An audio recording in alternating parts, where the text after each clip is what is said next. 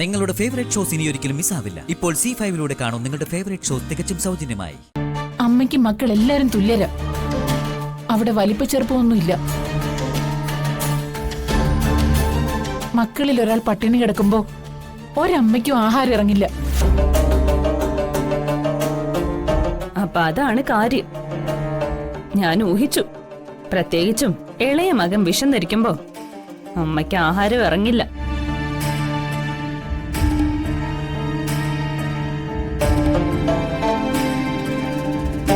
ജഗനെയും വന്ദനയും കൂടെ ആഹാരം കഴിക്കാൻ വിളിച്ചോട്ടെ. മിണ്ടിപ്പോരുത്. മിണ്ടിയ നിന്റെ കരണം പൊളിക്കും ഞാൻ. ഒരമ്മയും മകനും. അവൻ ആ നഷ്ടവളുടെ കഴുത്ത് താലി കെട്ടിയപ്പോ ഓർത്തില്ലല്ലോ ഇങ്ങനൊരമ്മയെ. എന്നിട്ട് അവന് വേണ്ടി വക്കാലത്തുമായിട്ട് ഇറങ്ങിയിരിക്കുന്നു. എടി, ഈ കുടുംബത്തിലെ മുടിയനായ പുത്രനാണവൻ. ഈ ഇലക്ഷൻ നടക്കുന്ന സമയത്ത് അച്ഛനെ പോലെ ഒരാളോട് ജഗൻ ഇങ്ങനെ കാണിക്കരുതായിരുന്നു. സ്വന്തം ഭാവി ഇല്ലാതാക്കിയത് പോട്ടെ, അച്ഛന്റെ സ്ഥാനത്തെക്കുറിച്ച് അവൻ ആലോചിക്കണമായിരുന്നു. പാർട്ടി ഘടകങ്ങളിൽ വരെ ജഗന്റെ കല്യാണ ചർച്ച വിഷയമായി. അവനെ കഴുത്തിന് പിടിച്ച് പുറത്തെറിയാൻ കഴിയാഞ്ഞിട്ടല്ല, ഈ സമയത്ത് ചാനലുകൾക്ക് ഫ്രീ ആയിട്ടൊരു വാർത്ത കൊടുക്കണ്ടെന്ന് കരുതിയിട്ട് മാത്രമാണ്. ഈ വീട്ടിൽ ഇനി അവനും അവൾക്കും വേണ്ടി ആരെങ്കിലും സംസാരിച്ചാൽ അവരുടെ സ്ഥാനം ഈ വീടിന്റെ പടിക്ക് പുറത്താണ്. അതിനി ഭാര്യയാണെങ്കിലും അതെ, മക്കളാണെങ്കിലും അതെ. നിന്നോടുകൂടി ചേർത്താ പറയുന്നത്.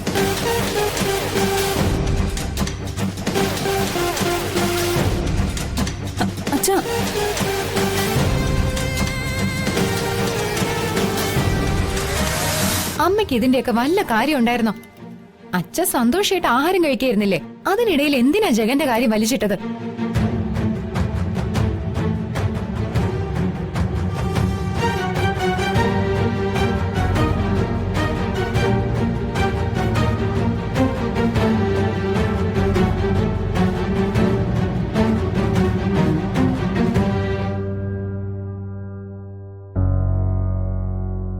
പാവം വന്ദന, ഒന്നും കഴിച്ചിട്ടില്ല. എന്തെങ്കിലും എടുത്തു കൊടുക്കാം.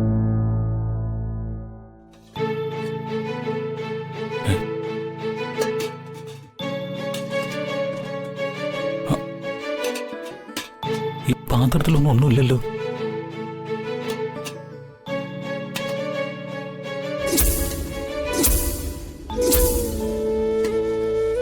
ചിലപ്പോ ഫ്രിഡ്ജിൽ കാണാം, ചൂടാക്കി കൊടുക്കാം.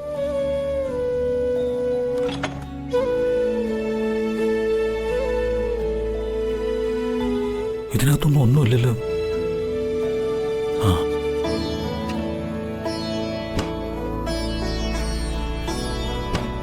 ദോശമാവുണ്ട്, ദോശ ചൂടാം.